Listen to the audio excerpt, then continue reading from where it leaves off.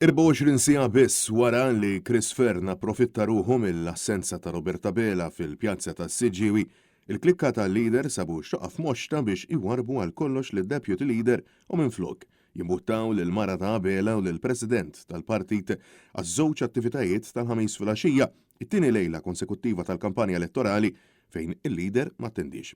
L-erba' id-deputy leader nesal kollox lil Bela u qal li l-elezzjoni tas-26 ta' Marzu i bejnu u l-kap tal-Partit Nazzjonalista Bernard Gregg. Il-tim ta' kandidati laboristi li Chris Fern bħala deputat Prim Ministru.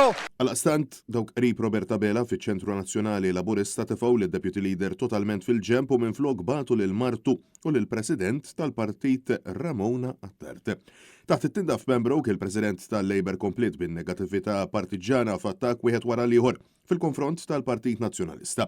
Bil-banda l-oħra hija saħqet illi fl-aħħar 9 snin implementaw il-manifesti elettorali tagħhom. Jekk il-poplu Malti u Awċi irid ikun jaf kemm aħna kredibbli fuq il-manifest elettorali, iħares lejn il-manifesti elettorali kollha li implementajna. Madankollu il-wedit rigward l-ambjent f'żewġ manifesti elettorali baqgħu fl-arja, kif baqgħet fl-arja wkoll il-weda li jiġu mħarsa il-jobs fl-Air Malta.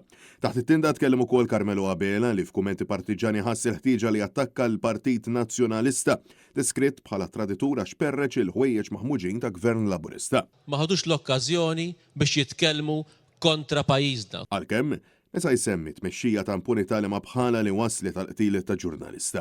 Intant aktar tard Lidja Bela indirizzat li żgħażagħ ta' tittinda fil-fost tal-imdina fejn insistiet illi l-Labour huwa partit kredibbli.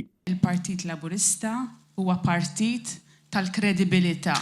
Ta' minkejja li kienu bosta dawk il-ministri li kellhom jirreżenjaw minħabba inkompetenza b'4 ministri tal-edukazzjoni f'leġislatura waħda. Għax aħna l-partit tal-kredibilità u magħna tafu fejn qegħdin. Francesco Catania, Net News.